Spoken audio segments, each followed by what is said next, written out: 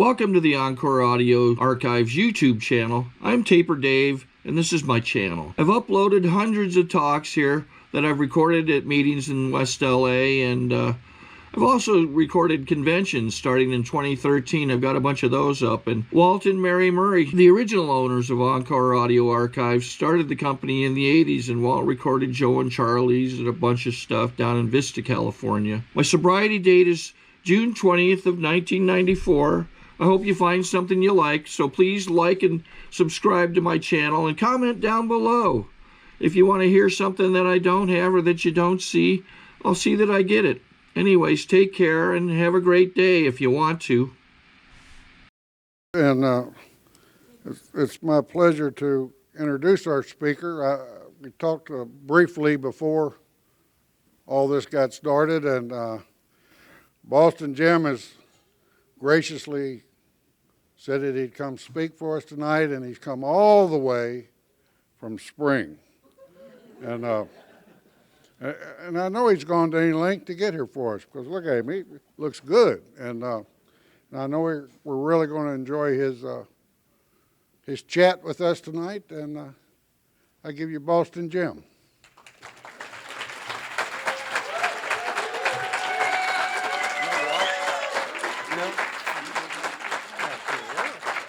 If you'll leave it up here also. My name is Jim, and I'm an alcoholic. And today I'm celebrating the longest I've ever been sober. For that, I'm very grateful. My sobriety date being February 17th, 1978. And what a wonderful day that was. Actually, it wasn't that bad, because actually, to tell you the truth, I lie on my sobriety date.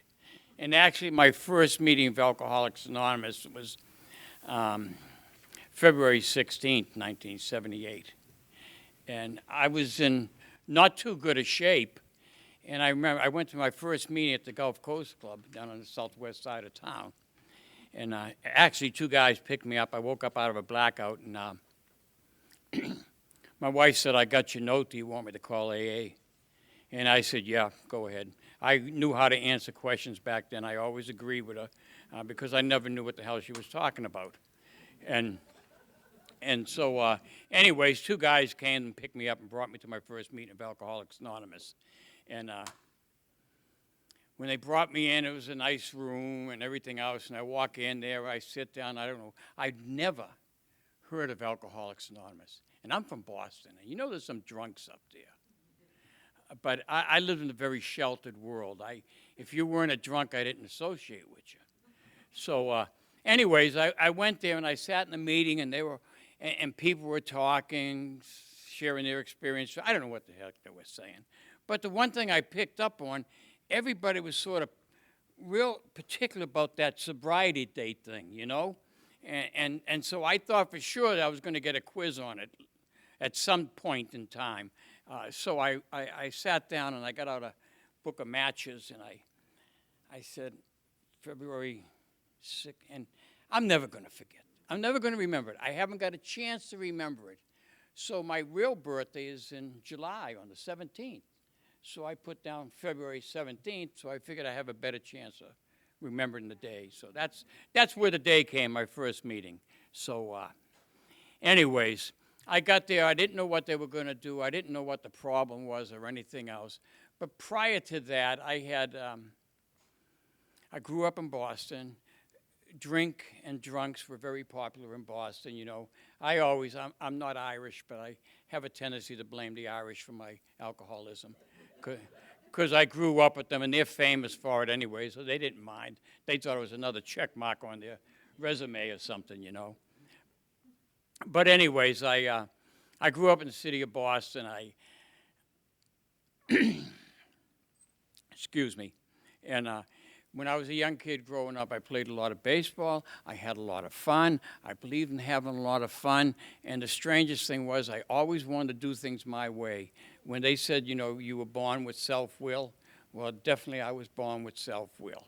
And I didn't want to do it any other way but the way I want to do it, and that was it.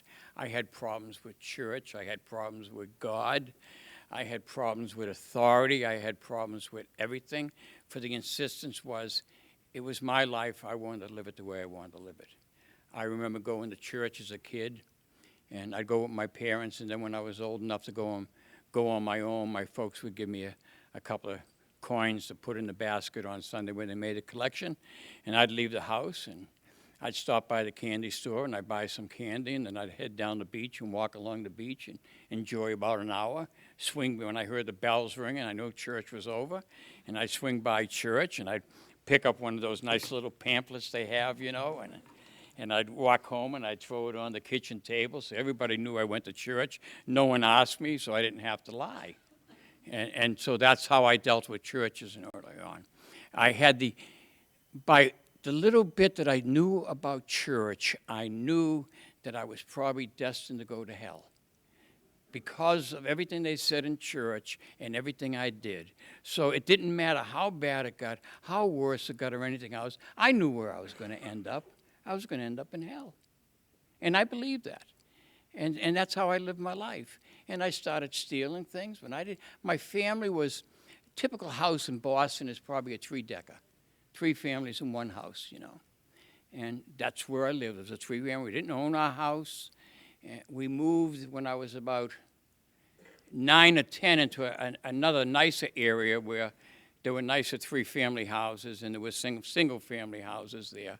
And that's where I did most of my growing up. But when I moved there, I was around people that I assumed were better off than I was. They had money. They drove cars. My parents, neither one of them drove for their whole life. You had a transit back there, so we were the kind of people that just rode in the transit. We were the people that were a little bit less than everybody else. And that's what was instilled with me. You know, if you had a car, if you had a big house, then you were happy and everything was well. And that was my impression of life. And since I didn't have it, I wasn't happy.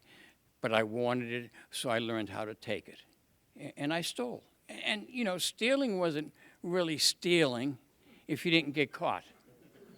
You know, it's just like a lie. You know, if you tell a lie and no one finds out, no one knows, and you ain't going to around and say, oh, look at world, I told a lie. You know, hell no, you know, you got away with it.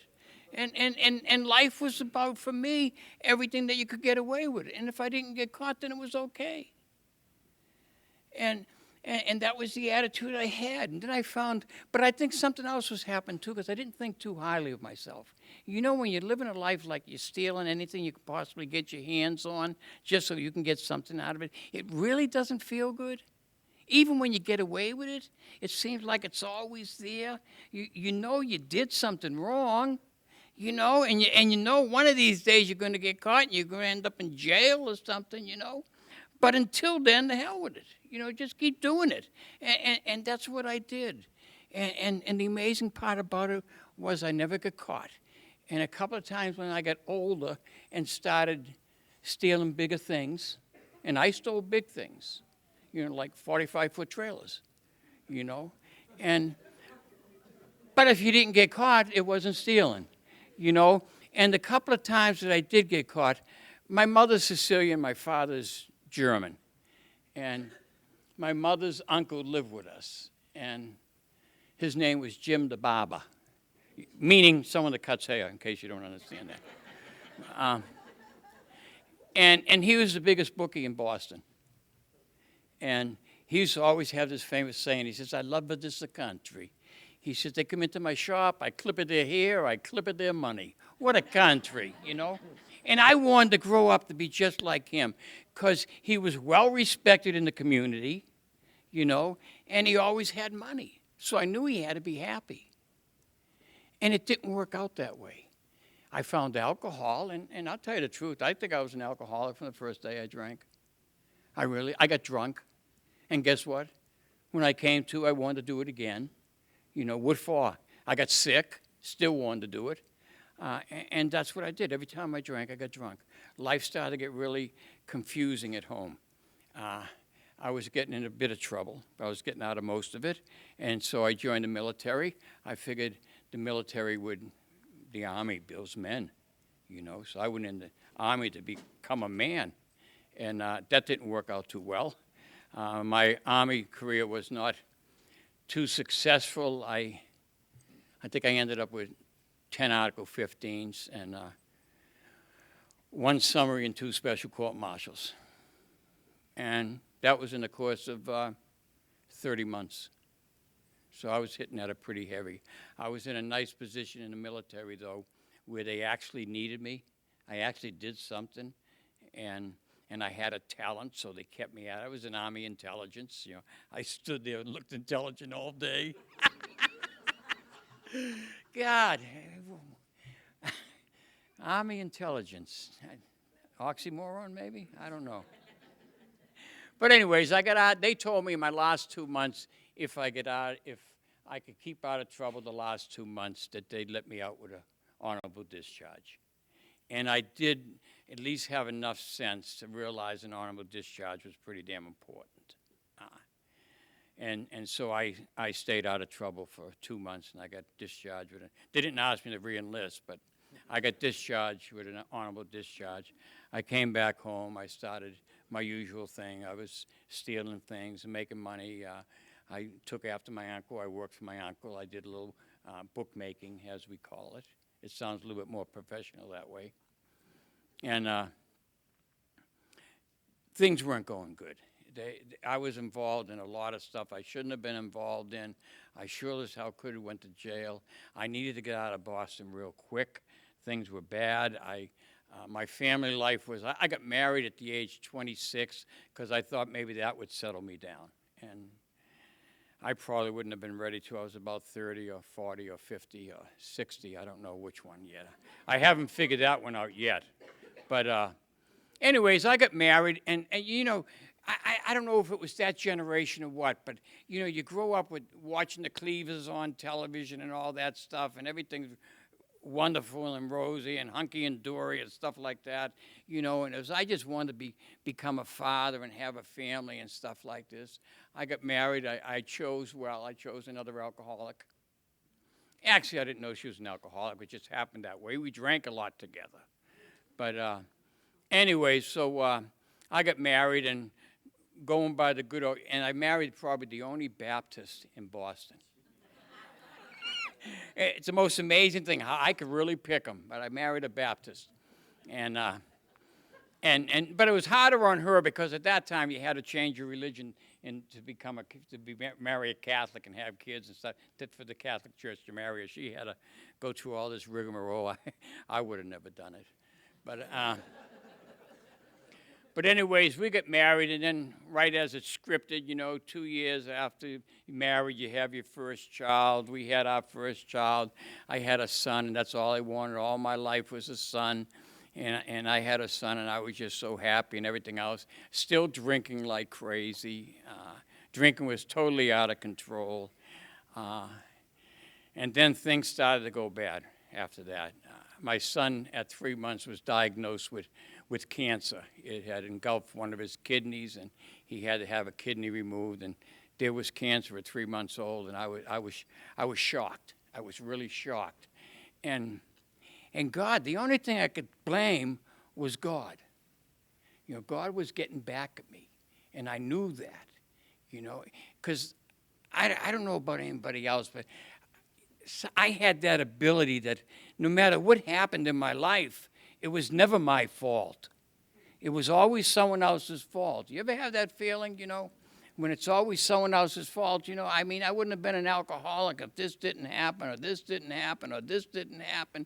And I had more excuses than I had money, that's for sure. But so I thought God couldn't get me, so he couldn't get me, so he got at my son. And so my son went through chemotherapy and all that stuff, and it was miserable. And I did, all I knew to do was I drank. You know, I drank and denied it was even happening. You know, I was a terrific runner. I could run from any problem there was. And I just kept drinking and denied it ever happened. And then 2 years later, we had our second child, a girl, and about a month after she was born, she was diagnosed with a muscular disease. And 8 months later, she passed. I couldn't handle it. I didn't have the tools to handle it. And I didn't have anybody to turn to. You know, the only thing I had to turn to was alcohol. I knew that alcohol would kill the feeling that I was having. And that's all I wanted to do. I did not want to feel because I couldn't deal with my own feelings. I never knew how to. I never learned to. All my life, I just ran from everything. It was, and so I started even worse. The drinking just got worse. I went on, after my daughter died, and I'll tell you how mad I was. And this is, to me, it's sickening. It still is sickening, but this is what it was. And how much hate and pain and I had in my life and not knowing what to do was, when my daughter passed, I was so mad at God. And I was going to get back at him. And so in the Catholic Church, they have the Mass of the Angels, you know, where the parents participate. Of course, my wife couldn't because she was a Baptist, you know, but I could. And so I plotted and did all this crap. And, you know, you go to confession and you tell your sins and everything else and say how sorry you are and stuff like this. And you go through all this. So then at the Mass of the Mass of the Angels, I went up there and I received Holy Communion and everything else. We went through the whole rigmarole. And then afterwards, I told the priest what I had done and what he can do with his God and his church and everything else. It was probably the sickest moment of my life, you know, and I didn't know what to do. You know, when you're angry and you're hurt, all I knew was just lash out and try to hurt someone else. You know, I didn't know anything. I had no living skills. And that's what I did. And for 3.5 years, I drank the blackout every single day. At the end, even the blackouts weren't helping. You know, it was the same thing as I'd wake up in a wet bed and not know what the hell to do, and the best solution I had was to sleep in the bathtub. You know, and that's as good as it could get. You know, and it was, you know, I was working at the time. And I would never miss a day's work. And I know there was many times when I went to work, they'd wished I had missed a day's work. You know, I mean, I was probably the most miserable person to be around. Nothing was positive. Everything was negative. You know, I could use those nice words, and you know, I don't, you know what I'm talking about. Everything was just, and that was it. And it wasn't going to get any better. And 3 suicide attempts, and it's still, you know, and that luck that I said I had before, the car hang over the Ship Channel Bridge, Houston PD comes, and they call a wrecker. They didn't want to come near me, and the wrecker hooks a thing there so they could pull me off the bridge while I'm sitting in the car, and they just turned at me and said, you know, just go with the wrecker driver. No ticket, no nothing. And my whole life, I think that's what it was not that I didn't take it. My role was I definitely didn't take responsibility for anything that happened in my life, but it seemed like no one else would either. You know, they wouldn't say, you know, you're doing this wrong, you know. I mean, I could do some of the stupidest things you saw in your life and illegal and everything else, and it seemed like, dude, everybody would just turn their head and let me just go on where I was going. And so there was no help. And I thought of that for a while. And I blamed God for that too, you know, because he wanted me to suffer more. He wasn't finished with me yet. And to wake up in the morning and the only thought on your mind, you just say, well, I wonder what I did yesterday. You know, what am I going to do? And then I did what I always did. You know, nothing changed until that February 16th when I came into these rooms. I don't know what happened. I don't know who said what. The one thing I saw, was people smiling. And they seemed happy. And you know, that's all I ever wanted. I wanted to smile, be able to smile, and be happy like everybody else. And I didn't know how. I had no idea how. I kept coming back. I remember them telling me the first day, they said, can you go a day without drinking and come back tomorrow? And I said, oh, yeah. And they said, okay. And they came and picked me up the next day. And then they say the same thing the next day, and I say, okay. And they'd come and pick me up the next day. And these two guys, Al Schaefer, Ed Maley,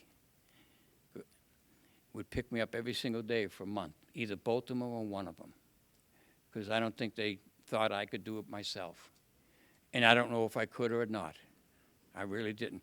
But I came into these rooms, and I listened to the laughter. I listened to the smiles. And also, I listened to some of your drunkalogs. Drunkalogs were important the first part of my sobriety, because I had to connect and feel part of. And you people did some of the same stuff I did, you know. And imagine misery and joy's company. That's what it was. It was misery and joy. I was miserable. And I'd listen to your stories, and I'd feel a little bit better because you did some of the same stuff. So there was other miserable people around. And that was the first attraction. And that was all I was capable of doing. I had nothing else.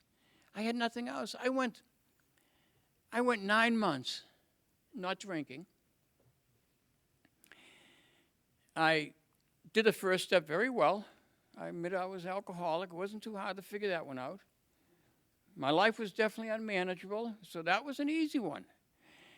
And the next two weren't going to be done, you know, because God and I are not on good terms.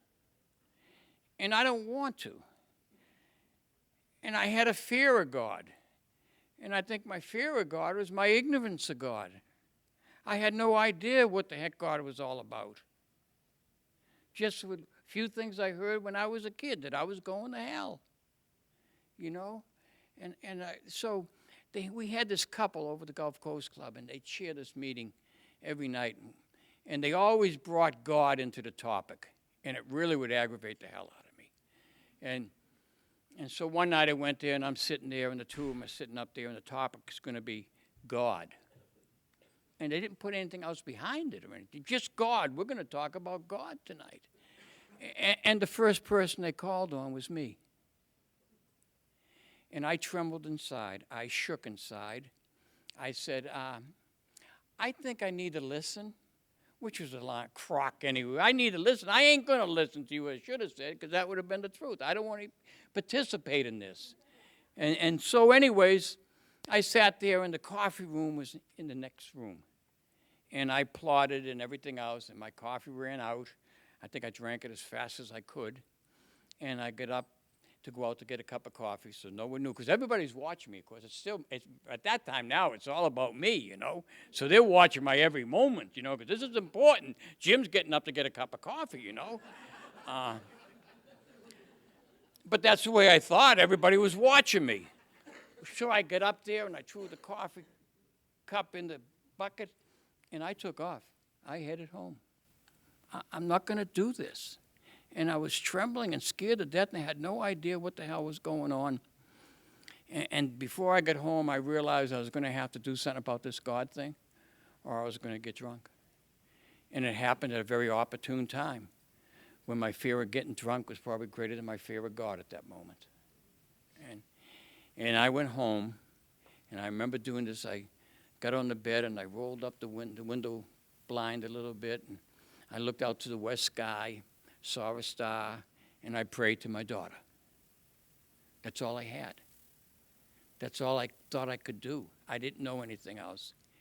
And it went on like that for quite a bit. I was reaching out, not knowing what I was reaching out for or anything else, but that was my prayer. I prayed to my daughter every morning and every night. And I'd ask her to help me, because I knew if there was a God, then at her age, she'd be with God, because she never did anything wrong. That's about all I knew about God. And so I did that. And that's when my journey actually started, was when I started to reach out for God. When I started to do something about what was wrong with Jim. Jim was an alcoholic, yes. But I think like everybody, okay, for me, when I came into these rooms, I was an alcoholic, but I had other problems too. and I need to address those other problems. Because if I wasn't going to address the other problems, then I was going to go for the usual cure that I went for anyways, which would be the alcohol, which would be to anest my feelings. I didn't know how to deal with my feelings, so I anesthetized them. That was all I knew. And so I came here, and I tried this God thing. I reached out and got a sponsor, and I always like to razz him about this as my... You know, you get in the program and you're in here for a while, and everybody, 9 months, so I started to hear things, you know. And they said, Jim, you need to get a sponsor. And so I said, well, how do you get a sponsor? And they said, well, you need to pick out someone that has what you want. And I said, cool. So I don't know, it took me a couple of days. And I looked around, and there's old Ed there. And he drives a red sports car and plays a guitar. And I said, I found him. Here we go. And so I asked him to be my sponsor because he was quality. He had what I wanted. And, you know, and then I found out very shortly after that God has a sense of humor, too. Because after that, after a couple of times of sitting down talking to him, I found out that he spent 3 years in the seminary. You know, if I knew that first, that wasn't going to be my sponsor, you know. That's for sure. So God disguised it in a red sports car and a guitar. And what it was is I got the sponsor that I needed. Not that I wanted, but I needed. What was lacking most inside of me was there was nothing inside of me. There wasn't a God. There wasn't anybody. There was just me. I was all I ever thought about. I was all I ever cared about. And I had all these things inside, and I had to get them outside.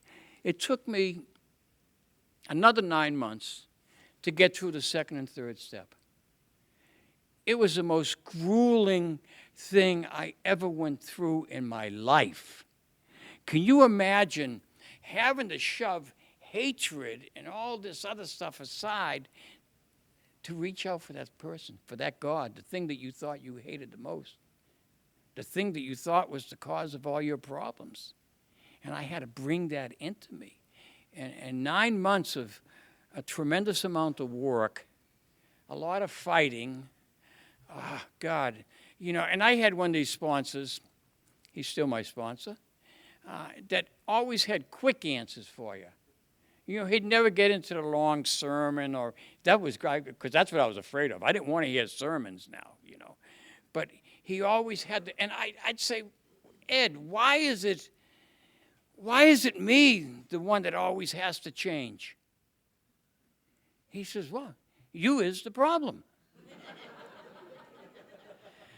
And then, of course, we hear this all the time, too. Yeah, but. Imagine how intelligent that sounds. Yeah, you is the problem. Yeah, but. Yeah, I am the problem, but. But why do I have to change? And my sobriety has been a very slow journey. It's been, and the lessons I learned that I was the one that had to change. The little things said to me like, you know, Jim, there's only 2 things you're capable of doing in life, and that's never going to change. You know, I got depressed when he said that. And I said, well, I waited a couple of days before I asked him, because I was afraid what his answer was going to be. And he just looked at me, he says, work on self and pray for others.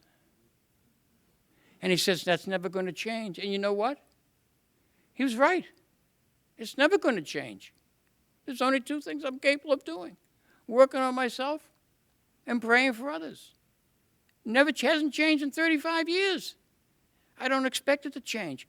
But and it was little things like that he would say that would help me get over the hump that I was going to give me the little push, to enable me to start learning, to go to meetings. And this was a challenge, too.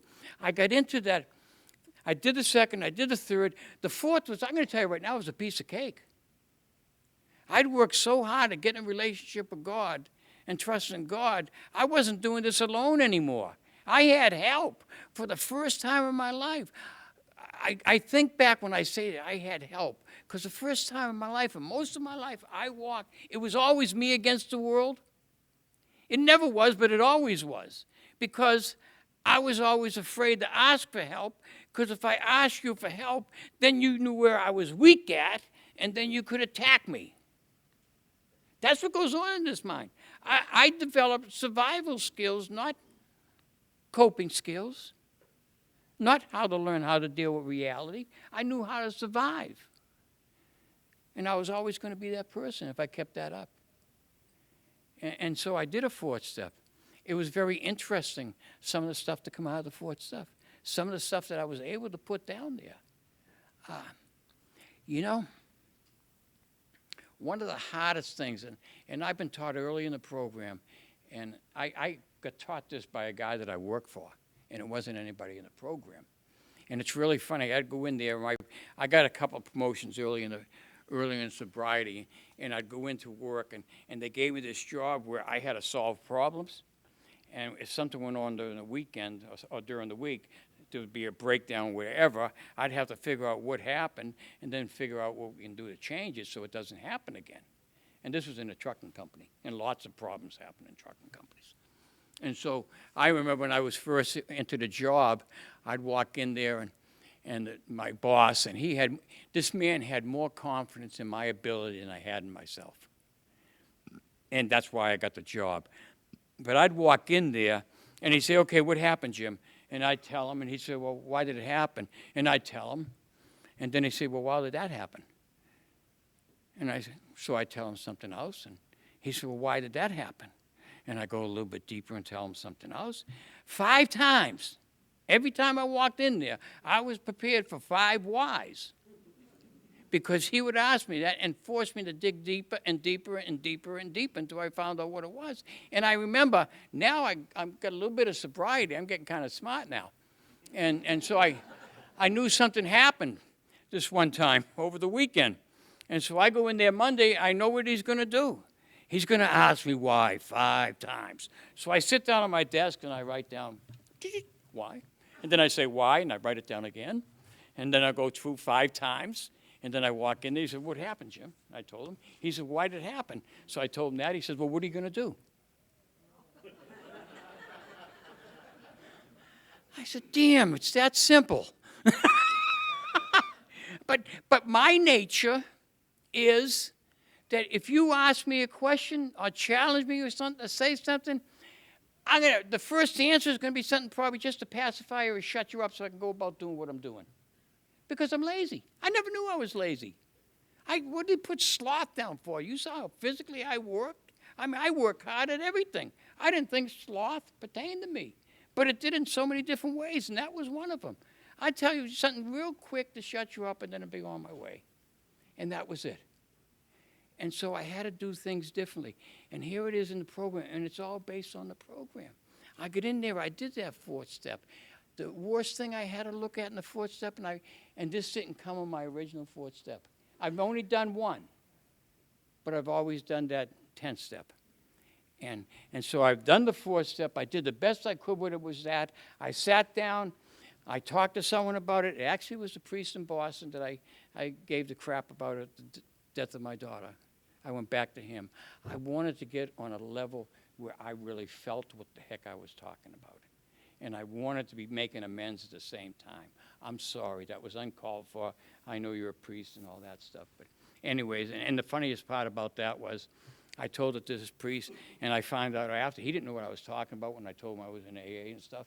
And he was probably the only priest in Boston that didn't know anything about Alcoholics Anonymous, you know. In fact, most of them are probably members, I don't know. But I was sitting there, and the beauty of the program, you do the program, you work in the 4th, you work in the 10th step, and the saddest thing and the hardest things for me, because I'll tell you how deep you have to go. Over the death of my daughter, I used her death as an excuse to continue drinking and doing the things I was doing.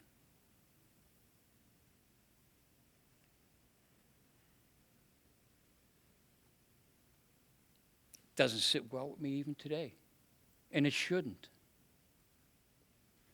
But that's how deep I had to go. That's how deep I had to look inside of me. I think my sponsor quoted or said something to me one time about the deeper you look within, the further you can see beyond. And I firmly believe that. I firmly believe that. And that's the depth you have to go, because if you don't go that deep, you still got it. And if you still got it, there's a chance it's going to come up on you.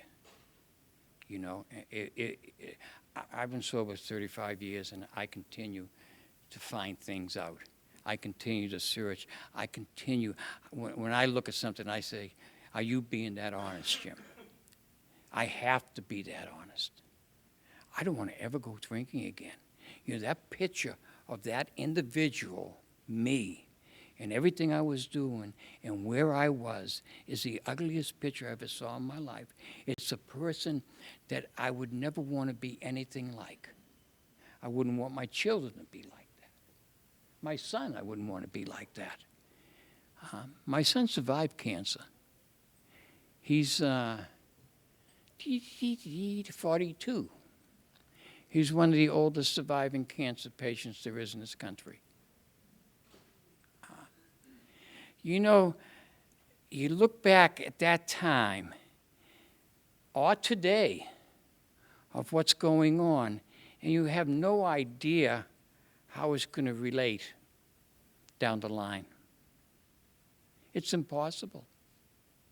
We might think we have that idea, but it can't. All we have is the moment. And this is all we can rely on, is what we have now. Where our feet are now is where we're at.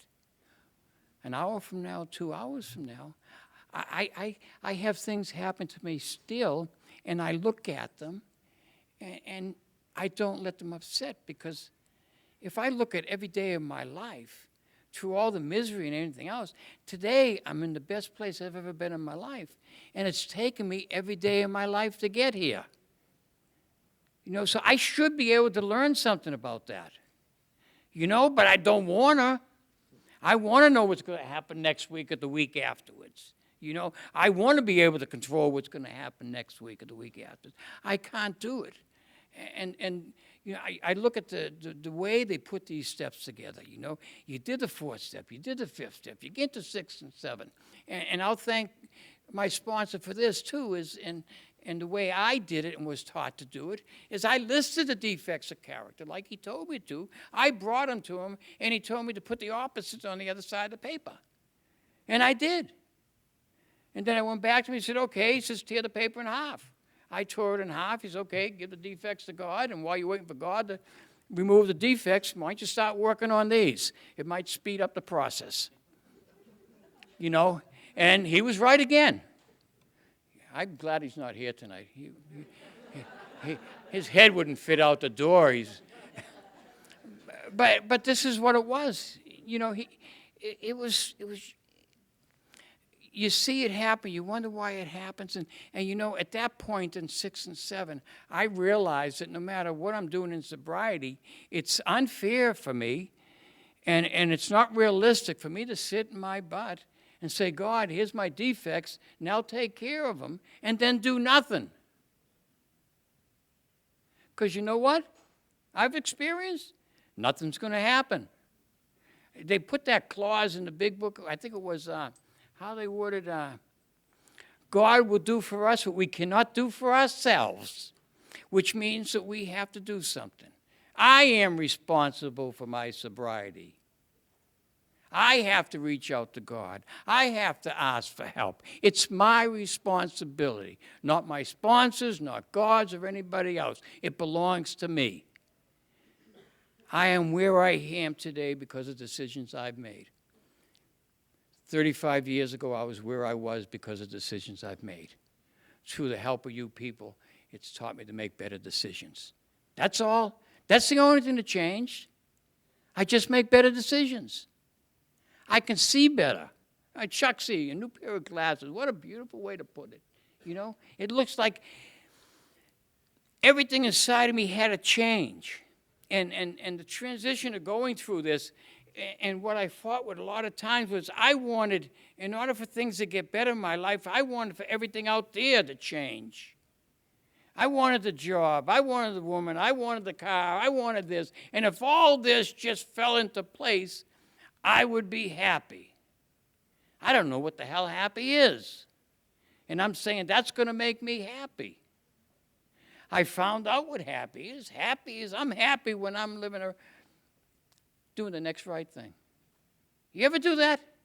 You sit there and all of a sudden some woman needs help with a card or something in the parking lot. Those are a combination of words really good, huh? Car and parking lot, geez. And anyways, the car in the parking lot, and we know what we're talking about. And woman's holding the baby, and she's got a cart full of groceries, and you go over to say, hold the baby, I'll put the groceries in your car. And then you walk away. I'll bet you're smiling. I'll bet you feel good. That's what happiness is. It's doing the next right thing. Happiness comes from the inside.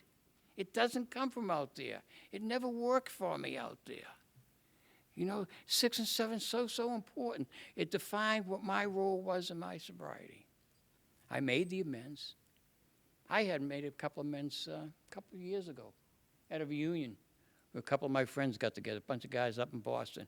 And, you get into one of those positions after you're in the program for a while, and we're shooting the breeze, talking and stuff like this. And he says, I remember back so-and-so, this here happened, and I never knew why it happened or who did it. And I'm sitting there saying, oh, crap, Because I know what I got to do, Because if I don't, when I go home, I'm going to be miserable. Then I'm going to end up having to go back to Boston again and say, hey. So I said, well, that was me. Why'd you do that? Because it involved a young lady, so. So then he told me, he said, well, some of us grow up later than others. And I said, yeah, that's true, That is very true. And the amends were there, but I think what I love about the program now is that 10 and 11 and 12 tells me this is the way my life is for the rest of my life. I have to continue to take those inventories and look at myself. Because you know why? When I have stuff going on in my head and I know I've done something wrong, I feel miserable. And if I keep feeling miserable for long, I know what I used to do, and there's a good chance I might do it again. I take those inventories. And the other thing I really love, I love the 11th step. My relationship with God has gotten better every single year of my sobriety. Every single year. I'm not a big prayer. We have conversations. He's with me all the time. He's my best friend. I talk to him. I can tell him anything I want. Tonight I told him, I says, God, I'll start it off, but it's yours after that, Because I never know where I'm going to go or what I'm going to say. And so the other thing I found out with the 11-step prayer is, and I heard this someplace, or someone told me, I have no idea, but it came in my head some form or another, was that the joy was in the seeking. And as long as I'm seeking God's will, the understanding of it, and the power to carry out, there's joy in my life. It's there. It always is. And that's one of the things I love doing, is I like trying to do something. I get up in the morning, and my first prayer before I get out of bed is, today I'm celebrating the longest I've ever been sober. Thank you, God, and what can I do for you today? And that's the start of my day. And that has to be the start of my day, because it works so well. I used to recite an awful lot of prayers, and I used to think that was part of churchy, because I'd memorize prayers so I could say them, so I could be holy, And after a while, I remember sitting in my room one time, and I was doing my memorized prayers and stuff like this, and the doorbell rang. And I went out and I answered the doorbell, and I come back in. I said, okay, where was I? And I had no idea where the hell I was. I was just reciting words. And today, my prayers come from my heart, where they're supposed to be. There's no formula to it or anything else. As long as it comes from here, that's all that really matters. And I was going to say this earlier because it's getting close, isn't it? Okay. You people talk funny here. You people really talk funny, because I come in here tonight And this girl comes out, someone come out to me and says, I got to give you a boot in the rear. I said, I haven't said anything yet. She says, I got to give you a boot in the rear. I had no idea what the hell she was talking about. And then she came and gave me this. Thank you for being here tonight.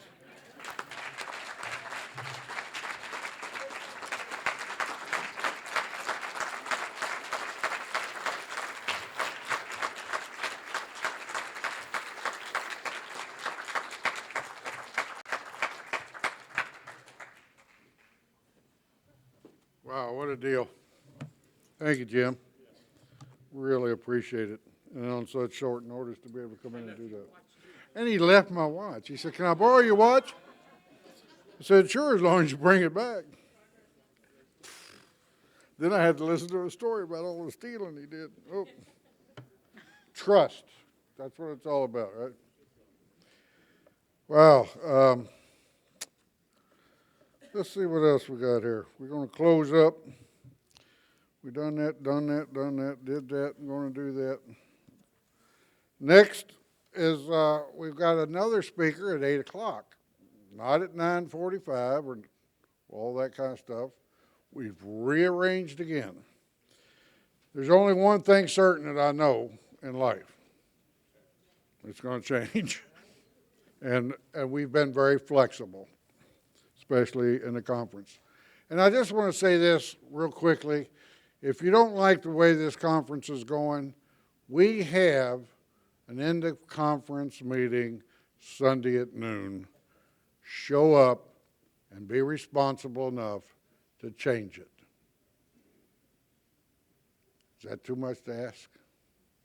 We need all the help we can get. And I personally want to thank each and every committee member that has worked on the Spirit of Houston conference this year. They've really, really went out of their way to try to put this on for you guys. And I thank you guys for that.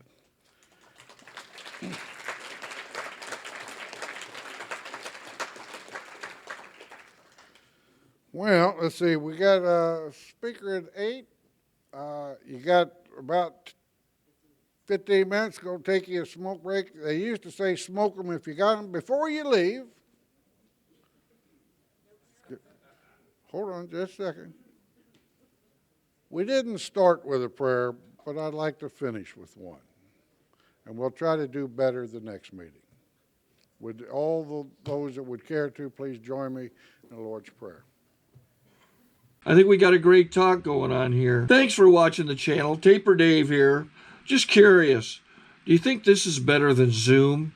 Sorry to interrupt your viewing. Taper Dave here. Just wanted to take a second to ask you to like and subscribe to my channel. Let me know if you like what you're listening. I've got some very good talks here, and this one's a great one. Just curious, do you think this is better than Zoom? Tell me what you think. Okay, this is how I prepare my drone for launching. I like to do it inside the cab of my truck so I'm not standing outside in the weather. To install the joysticks for control, up and down, right and left, powered on. I have an Android phone that I use to connect it to the drone with. And it's actually controlled through the iPhone, through an app. Oops, wrong way. It's actually controlled through the iPhone, or through this Android phone, through the app. It's actually controlled through the Android phone, through an app, and you connect it through this short connection right here.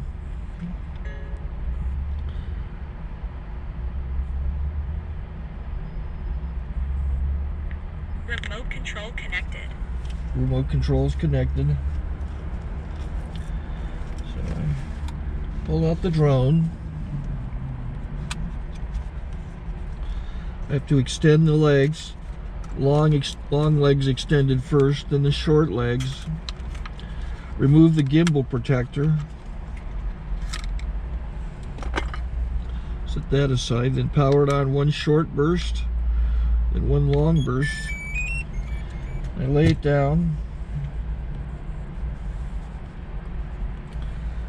So I have to go to calibrate. So the drone's not connected yet. It shows you here as this drone gets disconnected, even though the remote's powered on. So the drone has to establish it's connected. So I go into the app to calibration mode. First I'll calibrate the remote controller. Start calibration. Out, in, oop, out, in, up, down, and then this little wheel is to control the gimbal. So it's calibrated. Go to gimbal calibration, start calibration, and then it calibrates the gimbal. I don't know if that shows up. The gimbal's moving all over the place. Changes, you can see it on the video. And I'm calibrated to take off. It's acquired 7 satellites at the moment. There are 26 satellites up in the sky, which it has to acquire before you can take off. So it's connected. It's got enough satellites. This is white. I can go to press this little arrow button, swipe right to take off, and it would start the motors if I slid this to the right. But I'll wait till I get outside. Don't want to do it inside.